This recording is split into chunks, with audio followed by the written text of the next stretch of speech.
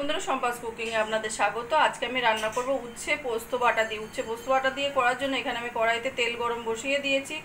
দিয়ে দেবো প্রথমে আগে কেটে রাখা সরু সরু করে আলু,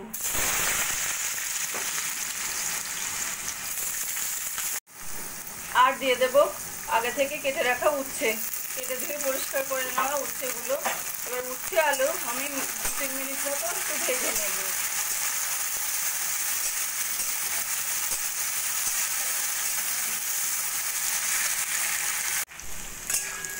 উচ্ছেগুলো হালকা করে ভেজে নিয়েছি। এবার দিয়ে দেবো আমি একটা বড় সাইজের পেঁয়াজ ডুমো ডুমো করে কেটে নেওয়া। পেঁয়াজটা দিয়ে উচ্ছের সঙ্গে খানিকক্ষণ ভাজা ভাজা করে নেব।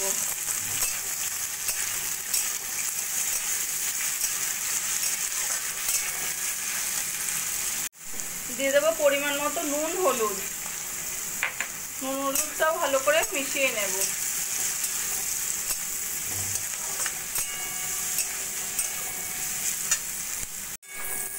নুন হলুদ দিয়ে উচ্ছে আমি একটু ভালো করে ভাজা ভাজা করে নেব।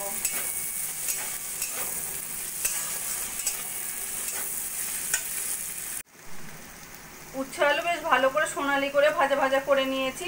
এবার আমি দিয়ে দেবো পোস্ত বাটা।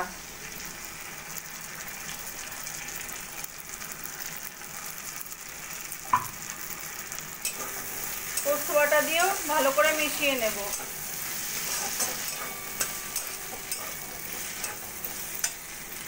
পোস্ত বাটাটা ভালো করে উচ্ছে আলুর সঙ্গে মিশিয়ে নিয়েছি। এবার আমি লো ফ্লেমে আরও কিছুক্ষণ ভাজা ভাজা করে নেব। পোস্ত দিয়ে লো ফ্লেমে এইভাবে মাঝে মাঝে নাড়া দিয়ে দিয়ে আমি উচ্ছে পোস্ত ভাজাটা করে নিচ্ছি। মাঝে মাঝে এইভাবে তোড়ালে নাড়া দিচ্ছি যাতে কড়াইতে লেগে না যায়। উচ্ছে আলু পোস্ত দিয়ে প্রায় 5-7 মিনিট মতো ভাজা ভাজা করে নিয়েছি। বেশ সুন্দর সোনালি করে ভাজা ভাজা হয়ে গেছে, তেলটাও বেশ ছাড়া ছাড়া হয়েছে। এবার আমি গ্যাসটা বন্ধ করে দেব। পোস্ত বাটা দিয়ে উচ্ছে আলু ভাজাটা আমার কমপ্লিট হয়ে গেছে। আমার এই রেসিপিটা যদি ভালো লাগে আপনারা বাড়িতে বানিয়ে দেখতে পারেন। গরম গরম ভাতের সঙ্গে খেতে অসাধারণ লাগবে। আর কমেন্ট করে জানাবেন কেমন লাগলো। প্লিজ লাইক, শেয়ার ও সাবস্ক্রাইব করবেন।